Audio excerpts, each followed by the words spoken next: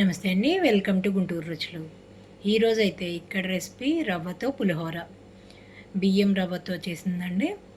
మనకి రైస్తో చేసేదానికన్నా కూడా ఇలా రవ్వతో, అంతేకాదు చింతపండుతో చేస్తే సూపర్గా ఉంటుంది. నైవేద్యంగా పెట్టడానికి బాగుంటుంది. ఎవరైనా సరే ఉపవాసాలప్పుడు చాలా త్వరగా చేసుకోవడానికి ఇది సూపర్గా ఉంటుంది రెసిపీ. తక్కువ టైంలోనూ అయిపోతుందండి. రవ్వ ఉడికించుకుంటే చాలు, మనకి తాలింపు పెట్టుకోవడానికి ఎక్కువ టైం అయితే పట్టదు. త్వరగా నైవేద్యాలు ప్రిపేర్ చేసుకోవాలనుకునే వాళ్ళకైతే ఈ విధంగా చేసుకోవచ్చు. మరి బియ్యం రవ్వతో ఎలా చేసుకోవాలనేది ఇక్కడ వీడియోలో చూపిస్తున్నాను. ఈరోజైతే ఇక్కడ బియ్యం రవ్వతో చేసుకునే పులిహోర కోసం అండి ఇక్కడ నేను రవ్వ తీసుకున్నాను. నేను రవ్వ అయితే 1.5 కప్ వరకు తీసుకున్నాను. ఈ రవ్వనైతే ప్రెషర్ కుక్కర్లోకి తీసుకుంటున్నాను. ఒక్కసారిగా కడుగుతున్నాను. ఇది కడిగి పెట్టుకున్న తర్వాత ఏ కప్తో అయితే వాటర్ తీసుకున్నానో ఆ కప్తో 1కి 1.35 వరకు వాటర్ వేస్తున్నాను. నేను ఈ కప్తో 1.5 కప్ తీసుకుంటున్నాను కాబట్టి అలాగే 1కి 1.35 వరకు వాటర్ వేసుకుంటూ ప్రెషర్ కుక్కర్లో వేసుకుంటున్నాను.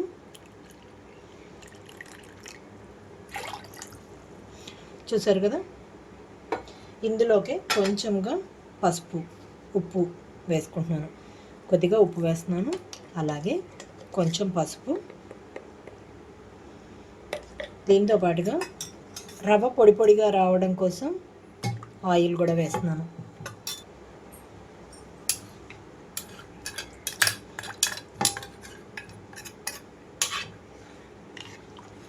ఒక్కసారిగా కలుపుకొని ప్రెషర్ కుక్కర్ మూత పెట్టి ఉడికించుకుంటున్నాను. మనం రైస్ పెడితే ఎలా అయితే 3 విజిల్స్ రానిస్తామో దీనికి కూడా 3 విజిల్స్ రానివ్వాలి.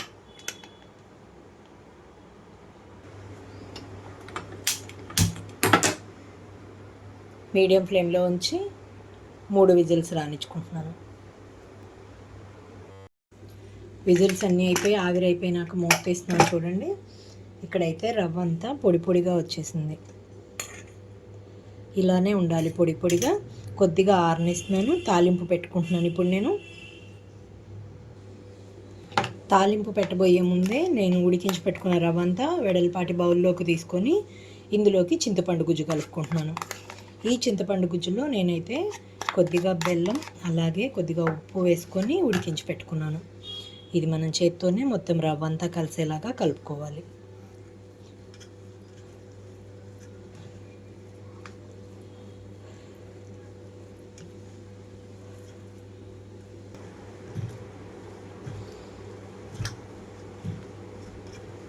ఇలా చింతపండు గుజ్జంతా మొత్తం కూడా రవ్వలో కలిసేలాగా చూసుకొని పక్కన పెట్టేస్తున్నాను నేను ఇప్పుడు.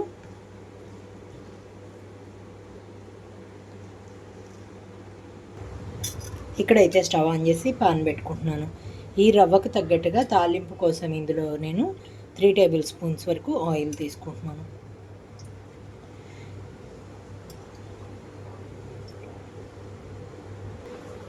ఇక్కడ ఆయిల్ అంతా హీట్ అయిన తర్వాత ముందుగా పల్లీలు అలాగే పచ్చిశనగపప్పు, మినపప్పు వేసుకుంటున్నాను.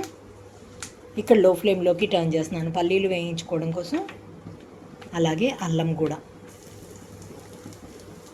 అల్లం 1 స్పూన్ వరకు వేసుకున్నానండి ఇక్కడ.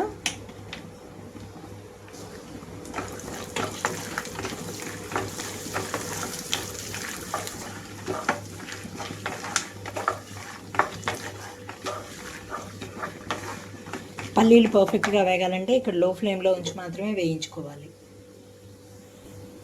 చింతపండు గుజ్జులోనే మీరు అల్లం కూడా వేసి ఉడికించుకుంటే ఇంకా తాలింపులోకి అల్లం అయితే అవసరం లేదు.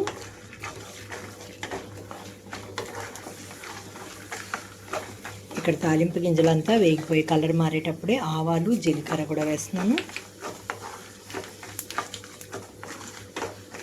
ఇవి చిట్టుపటమనేటప్పుడే పచ్చిమిరపకాయలు, ఎండుమిరపకాయ ముక్కలు కూడా.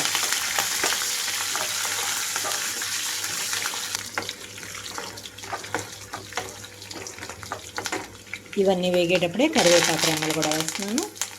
అలాగే కొద్దిగా ఇంగువ కూడా.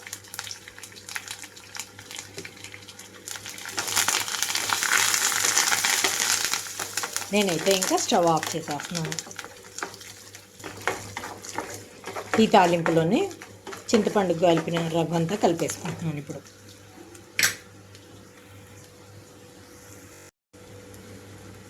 లో ఫ్లేమ్లోకే టర్న్ చేసి ఉంచి చింతపండు కలిపి పెట్టుకున్నాను కదా, ఈ రవ్వనంతా ఇందులోకి వేసేస్తున్నాను.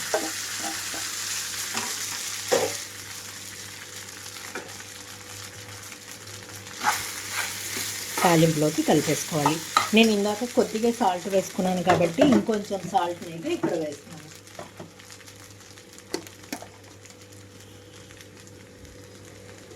ఇక్కడ పులుపుకు కూడా తగినట్లుగా సాల్ట్ వేసేసుకుంటున్నాను.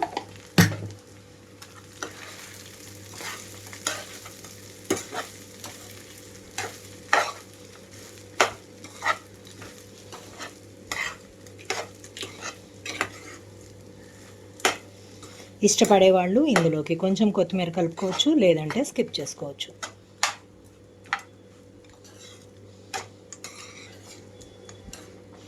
తాలింపు మొత్తం కలుపుకున్నాను. వేసిన సాల్ట్ అంతా కలిసేలాగా చూసుకున్న తర్వాత ఫైనల్గా ఇందులోకి కొంచెం కొత్తిమీర కలిపేస్తున్నాను. నేను కొత్తిమీర ఆప్షన్ మాత్రమేనండి, ఉంటే మాత్రం వేసుకుంటే బాగుంటుంది.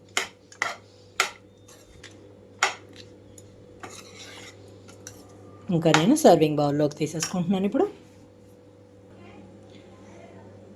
చూసారు కదా, రవ్వ పులిహోర రెడీ అయిపోయింది. చాలా పొడి పొడిగా ఎలా వచ్చిందో చూడండి. మరి మీరు కూడా ఇలా ట్రై చేసి చూసి మీరు మీ ఒపీనియన్ అయితే కామెంట్ బాక్స్లో పెట్టండి. అలాగే మీలో ఎవరైనా మా వీడియో ఫస్ట్ టైం కానీ చూస్తున్నట్లయితే ప్లీజ్ మా ఛానల్ని సబ్స్క్రైబ్ చేయండి. అలాగే మా వీడియోస్ని లైక్ చేస్తూ షేర్ చేయండి. పక్కనే ఉన్న bell icon all option click చేస్తే మేము ఇచ్చే వీడియోలన్నీ మీకు నోటిఫికేషన్స్ వస్తాయి. Please encourage me and thank you for watching. Thank you.